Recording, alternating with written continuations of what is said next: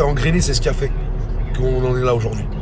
Et autre chose, s'il vous plaît, ne faites pas comme si je m'étais levé un matin et que je m'en étais pris à Bassem pour rien.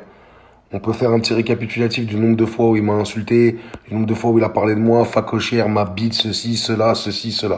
Faites aussi le récapitulatif du nombre de fois où il a tendu des guet-apens à des gens, où il tape des handicapés, où il fait des fausses cagnottes litchi qui s'approprie l'argent pour lui, et j'en passe, c'est des meilleurs.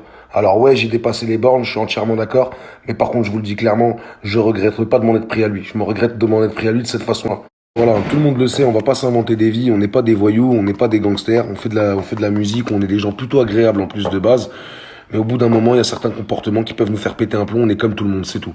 N'oubliez pas qu'il a engrainé un petit dégénéré de Lyon à venir faire peur, à terroriser l'organisation de la boîte de nuit en montrant des fusils à pompe, en montrant des kalachnikovs, en montrant des 9 mm, des 38, des 45 et en veux-tu en voilà.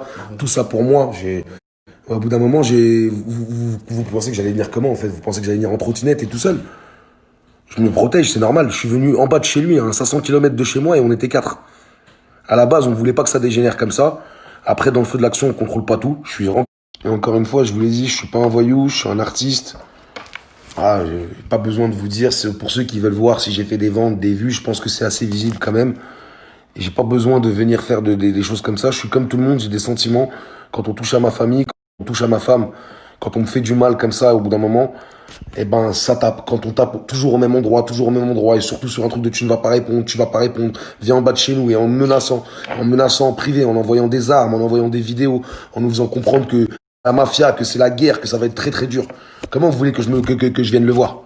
Sans parler de ma mère, hein, parce que vous croyez que nos parents n'ont pas les réseaux sociaux, ou qu'ils ne voient pas, ou qu'il n'y a pas des gens qui leur répètent de la famille ou quoi. Évidemment que ça crée du trouble à la maison. Donc au bout d'un moment, on est tous comme des petites casseroles, on a de petits degrés d'eau, et puis quand ça déborde, ça déborde. Et quand ça déborde, malheureusement, ça déborde pour de vrai. Maintenant, ça serait une belle leçon pour tout le monde, comme quoi il faut se contenir. D'une, dans les réponses, comme moi je l'ai fait, et de deux aussi dans les questions, dans les paroles aussi. Il faut fermer un peu ça.